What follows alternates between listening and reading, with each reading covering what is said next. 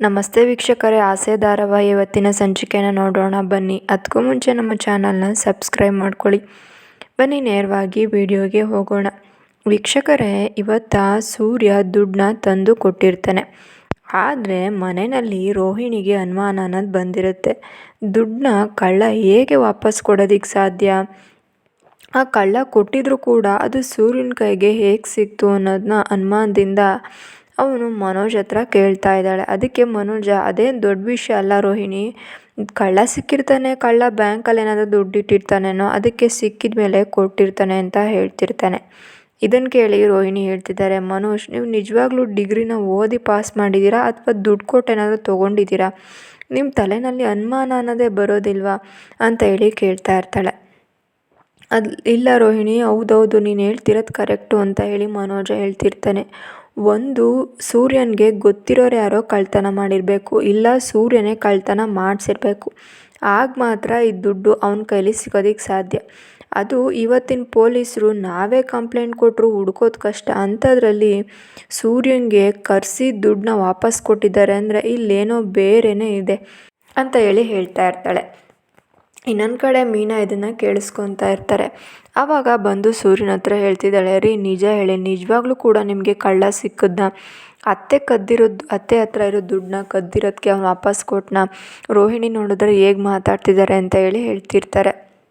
ಆಗ ಸೂರ್ಯ ಹೇಳ್ತಿದ್ದಾನೆ, ಅವರೆಲ್ಲ ಏನೇನೋ ಹೇಳ್ತಾರೆ ಅಂತ ತಲೆ ಕೆಡ್ಸ್ಕೊಬೇಡ, ನಮಗೆ ಈಗ ದುಡ್ಡು ಸಿಕ್ತು ತಾನೆ, ಆ ಪೊಲೀಸರು ನನಗೆ ಗೊತ್ತಿರೋರೆ ಅಂತ ಹೇಳಿ ಹೇಳ್ತಾ ಇರ್ತಾರೆ. ಸರಿ, ಆಗಾಯಿತು ಅಂತ ಹೇಳಿ ಹೇಳ್ತಾ ಇರ್ತಾರೆ. ನೋಡಿ, ಇನ್ಮೇಲೆ ನೀನು ನಿಮ್ಮ ತಾಯಿ ಮನೆಗೆ ಹೋಗಬಾರ್ದು ಅಂತ ಹೇಳಿ ಸೂರ್ಯ ಹೇಳ್ತಾ ಇದ್ದಾನೆ. ಯಾಕೆ ಅಂತ ಹೇಳಿ ಶಾಕಲ್ಲಿ ಮೀನಾ ಕೇಳ್ತಿದ್ದಾಳೆ. ನೋಡು ಮೀನಾ, ಯಾಕೆ ಅಂತ ಕೇಳಬೇಡ, ನೀನು ನಿಮ್ಮ ತಾಯಿ ಮನೆಗೆ ತಾಯಿ ಮನೆ ಅಂದರೆ ನಿಮ್ಮ ಅಮ್ಮನ ಎಲ್ಲಿ ಬೇಕಾದರೂ ಹೋಗಿ ಮೀಟ್ ಮಾಡು, ದೇವಸ್ಥಾನದಲ್ಲಿ ಹೂ ಕೊಟ್ಟೋ ಜಾಗದಲ್ಲೆಲ್ಲ ಸಿಗ್ತಾರೆ. ಆದರೆ ನಿನ್ನ ತಮ್ಮ ಇದನ್ನಲ್ಲ, ಅವನನ್ನು ಮಾತ್ರ ಎಲ್ಲೂ ಮೀಟ್ ಮಾಡಬಾರ್ದು ಅಂತ ಹೇಳಿ ಹೇಳ್ತಾ ಇರ್ತಾರೆ. ಏನ್ರಿ ಮತ್ತೆ ಜಗಳ ಮಾಡ್ಕೊಂಬಂದ್ರ ಅಂತ ಹೇಳಿ ಕೇಳ್ತಿರ್ತಾರೆ. ಮತ್ತೆ ಅವನಿಗೆ ಹೊಡೆದ್ರ ಅಂತ ಹೇಳಿ ಕೇಳ್ತಿರ್ತಾರೆ. ಹೊಡಿಯೋದ ಜಸ್ಟ್ ಮಿಸ್ಸು, ಇಲ್ದಿದ್ರೆ ಹಿಗ್ಗ ಮುಗ್ಗ ಕೊಡ್ತಾ ಇದ್ದೆ ಮಾಂಜನ, ಅವನಿಗೆ ಜಸ್ಟ್ ಮಿಸ್ ಆಗ್ಬಿಟ್ಟ ಅಷ್ಟೇ ಅಂತ ಹೇಳಿ ಹೇಳ್ತಾ ಇರ್ತಾರೆ. ಆದರೆ ಅವನು ಏನು ತಪ್ಪು ಮಾಡ್ದ ಅಂತ ಹೇಳಿ ಕೇಳ್ತಾ ಇದ್ದಾಳೆ ಮೀನಾ. ಅವನು ಏನು ತಪ್ಪು ಮಾಡಿದ್ನ? ಅವನು ಮೊದಲಿನ ಥರ ಅಲ್ಲ, ಒಳ್ಳೆಯವನಲ್ಲ ಅವನು ಅಂತ ಹೇಳಿ ಮೀನಂಗೆ ಹೇಳ್ತಿದ್ದಾರೆ. ಅದೇನು ಮಾಡಿದ್ರೆ ಅಂತ ಹೇಳಿ ಅಂತ ಕೇಳಿದ್ರು ಕೂಡ ಹೇಳೋದಿಲ್ಲ. ಆಮೇಲೆ ಸೂರ್ಯ ಅಲ್ಲಿಂದ ಹೊರ್ಟೋಗ್ತಾ ಇದ್ದಾನೆ. ಈಗ ಮೀನಾ ಫೋನ್ ಮಾಡ್ತಾ ಇದ್ದಾನೆ ಮಂಜುಗೆ. ಮಂಜು, ಏನು ಮಾಡ್ತಿದ್ಯಾ, ಎಲ್ಲಿದ್ಯಾ ನೀನು ಅಂತೇಳಿ ಕೇಳ್ತಿದ್ದಾರೆ. ಯಾಕಕ್ಕ ಅಂತ ಹೇಳಿ ಕೇಳ್ತಾ ಇದ್ದಾನೆ ಮಂಜು. ನೋಡಿ ಮಂಜು, ಮತ್ತೆ ನಿಮ್ಮ ಭಾವನ ಹತ್ರ ಏನಾದರೂ ಜಗಳ ಮಾಡ್ಕೊಂಡ ಅಂತ ಹೇಳಿ ಕೇಳ್ತಾ ಇದ್ದಾರೆ. ಓ ಬಾಸು ಅದನ್ನೆಲ್ಲ ಬಂದು ಆಲ್ರೆಡಿ ಹೇಳ್ಬಿಟ್ರ ನಿನಗೆ? ನೋಡು, ಇದೆಲ್ಲ ಚೆನ್ನಾಗಿರೋದಿಲ್ಲ ಅಂತ ಹೇಳ್ಬಿಡು ಅವನಿಗೆ ಅಂತ ಹೇಳಿ ಹೇಳ್ತಾ ಇದ್ದಾರೆ. ಯಾಕಂದರೆ ಮಂಜುನಿಗೂ ಕೂಡ ತುಂಬ ಸಿಟ್ಟು ಅನ್ನೋದು ಬಂದಿದೆ. ಆಮೇಲೆ ಮಂಜು ಹೇಳ್ತಾ ಇದ್ದಾನೆ, ನಾನಿನ ಮೇಲೆ ನಿಮ್ಮ ಮನೆಗೆ ಬರೋ ಆಗಿಲ್ವಂತೆ ಅಂತ ಹೇಳಿ ನಿಮ್ಮ ಭಾವ ಹೇಳ್ತಾ ಇದ್ದಾರೆ ಅಂತ ಹೇಳಿದಾಗ, ನೋಡಿ ಮಂಜು, ಆ ಕಾಗೆ ಸುಬ್ಬನ ಸಹವಾಸ ಮಾಡಬೇಡ ಅಂತ ಹೇಳಿ ಹೇಳ್ತಾ ಇರ್ತಾರೆ. ನೀನೇನಕ್ಕ ಸುಖದ ಸಂಪತ್ತಿಗೆನಲ್ಲಿ ಮಲಗಿದ್ಯಾ, ಆದರೆ ನಾವಾಗಲ್ಲ, ನಮ್ಮ ಮನೆಯಲ್ಲಿ ಎಷ್ಟು ಕಷ್ಟ ಬಡತನ ಇದೆ ಅಂತ ನಿನಗೇನಾದರೂ ಗೊತ್ತಾ ಅಂತ ಹೇಳಿ ಹೇಳ್ತಾ ಇದ್ದಾಳೆ. ಮಂಜು ಹೇಳ್ತಾ ಇದ್ದಾನೆ. ಅದಕ್ಕೆ ಮೀನಾ ಏನು ಕೂಡ ಮಾತಾಡದೆ ಫೋನ್ನ ಕಟ್ ಮಾಡ್ತಾರೆ. ಇವರಿಬ್ಬರ ಮಧ್ಯೆ ಏನೋ ನಡೆದಿದೆ, ಆದರೆ ಏನು ಕೂಡ ಇವರು ಹೇಳ್ತಾ ಇಲ್ವಲ್ಲ, ಹೇಗೆ ಇವ್ರ ಹತ್ರ ಬಾಯಿನ ಬಿಡಿಸೋದು ಅಂತೇಳಿ ಮೀನಾ ಯೋಚನೆ ಮಾಡ್ತಾ ಇರ್ತಾಳೆ. ಇನ್ನೊಂದು ಕಡೆ ಇಲ್ಲಿ ಶ್ರುತಿ ಮತ್ತು ರವಿ ಇರ್ತಾನೆ. ಶ್ರುತಿ ಫೋಟೋನ ಕಳಿಸ್ತಾ ಇದ್ದಾಳೆ, ಟ್ರಿಪ್ಗೆ ಈ ಥರ ಬಟ್ಟೆನ ಹಾಕ್ಕೊಂಡು ಹೋಗೋಣ ನಾವು ಅಂತ ಹೇಳಿ. ಆದರೆ ರವಿ ಏನು ಕೂಡ ರೆಸ್ಪಾನ್ಸ್ನ ಮಾಡ್ತಿಲ್ಲ. ಯಾಕೆ ರವಿ, ನಾನು ಕಳಿಸಿರೋ ಫೋಟೋಗೆ ನೀನು ಏನು ಕೂಡ ಹೇಳಿಲ್ಲ ಅಂತ ಹೇಳಿ ಕೇಳ್ತಿದ್ದಾರೆ. ಯಾವ ಫೋಟೋಸು, ಯಾವ ಟ್ರಿಪ್ಗೂ ಹೋಗ್ತಾ ಇಲ್ಲ ಶ್ರುತಿ, ನಾವು ಮನೆಯಲ್ಲೇ ಇದ್ದೀವಿ ಅಂತ ಹೇಳಿ ಹೇಳ್ತಾ ಇದ್ದಾರೆ. ನಮ್ಮ ಅಪ್ಪ ಅಮ್ಮ ಕಳಿಸ್ತಾ ಇದ್ದಾರೆ ಟ್ರಿಪ್ಗೆ ಅಂತೇಳಿ ನೀನು ಹೋಗ್ತಾ ಇಲ್ವ ರವಿ, ಇಷ್ಟೊಂದೆಲ್ಲ ಈಗೋ ಇರಬಾರ್ದು ಅಂತೇಳಿ ಹೇಳ್ತಾ ಇದ್ದಾರೆ. ಆಗಲ್ಲ, ಅದು ನನ್ನ ಹತ್ರ, ನಾನು ಒಬ್ಬ ಅಡುಗೆ ಭಟ್ಟ ಅಂತೇಳಿ ನನ್ನ ಹತ್ರ ನಿನಗೆ ವೆಕೇಷನ್ನಿಗೆ ಕರ್ಕೊಂಡು ಹೋಗೋಕ್ಕೂ ನನ್ನ ಹತ್ರ ದುಡ್ಡಿಲ್ಲ ಅಂತೇಳಿ ನಿಮ್ಮ ಮನೆಯಲ್ಲಿ ನನ್ನ ಡಿಗ್ರೇಡ್ ಮಾಡಿದ್ದಾರೆ. ಆಗಿದ್ಮೇಲೆ ನಾನು ಹೇಗಂತ ಹೇಳಿ ರವಿ ಅವರು ಹೇಳ್ತಾ ಇರ್ತಾರೆ. ಇದನ್ನೇನಾದರೂ ನಿಮ್ಮ ಮನೆಯಲ್ಲಿ ಕಳಿಸಿದ್ರೆ ವೆಕೇಷನ್ಗೆ ನಾವು ಹೋಗ್ತಾ ಇರಲಿಲ್ವಾ ಅಂತ ಹೇಳಿ ಶ್ರುತಿ ಕೇಳ್ತಾ ಇರ್ತಾರೆ. ನಮ್ಮ ಮನೆಯವ್ರಿಗೆ ಅಷ್ಟು ಕೂಡ ಕಾಮನ್ ಸೆನ್ಸ್ ಅನ್ನೋದು ಇರುತ್ತೆ, ನಿಮ್ಮ ಮನೆಯವ್ರ ಥರ ಅಲ್ಲ ಅಂತೇಳಿ ಇಬ್ಬರಿಗೂ ಕೂಡ ಮಾತಿನ ಮಾತು ಬೆಳೀತಾ ಹೋಗುತ್ತೆ. ಆಗ ಶ್ರುತಿ ಬೇಜಾರು ಮಾಡ್ಕೊಂಡು ಮಲ್ಕೊತಾರೆ. ರವಿ ಅಲ್ಲಿಂದ ಎದ್ದು ಆಚೆ ಬರ್ತಾ ಇದ್ದಾನೆ.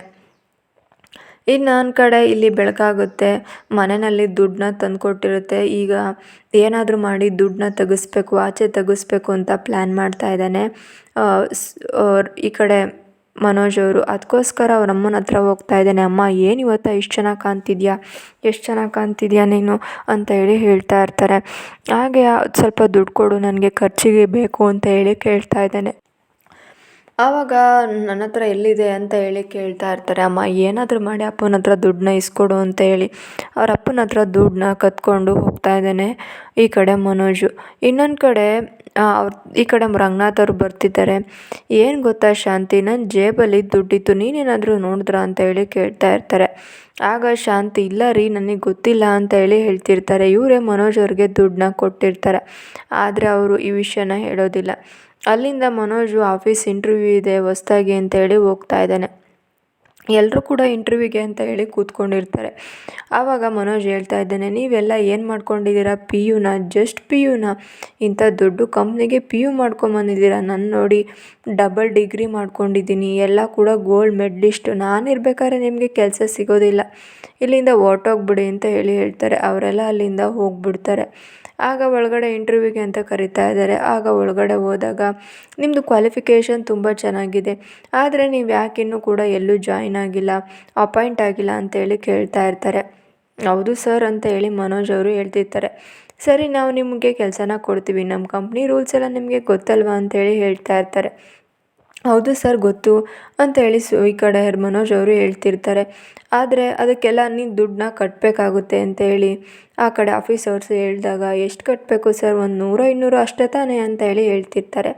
ಅಲ್ಲ ಮನೋಜ್, 14 ಲಕ್ಷನ ನೀವು ನಮ್ಮ ಕಂಪ್ನಿಗೆ ಕಟ್ಟರೆ ನಿಮ್ಮನ್ನು ನಾಳೆನೇ ಕೆನಡಾಗೆ ಕಳಿಸ್ತೀವಿ, ಅಲ್ಲಿ ನೀವು ಲ್ಯಾಕ್ಸ್ ಟು ಲ್ಯಾಕ್ ಅರ್ನ್ ಮಾಡ್ಬೋದು ಅಂತ ಹೇಳಿ ಹೇಳ್ತಾ ಇರ್ತಾರೆ.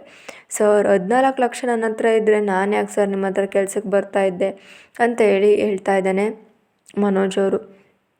ಮತ್ತು ಅವನು ಮನೆಗೆ ಬರ್ತಾ ಇದ್ದಾನೆ. ಮನೆಯಲ್ಲಿ ಎಲ್ಲರೂ ಕೂಡ ಅವನಿಗೆ ಕೆಲಸ ಸಿಗಲ್ಲ ಅಪ್ಪ, ಅವನಿಗೆ 3 ದಿನ ಅಲ್ಲ 3 ಹೊತ್ತು ಕೂಡ ಕೆಲಸ ಮಾಡೋ ಯೋಗ್ಯತೆ ಇಲ್ಲ ಅಂತೇಳಿ ಸೂರ್ಯ ಬೈತಾ ಇರ್ತಾನೆ.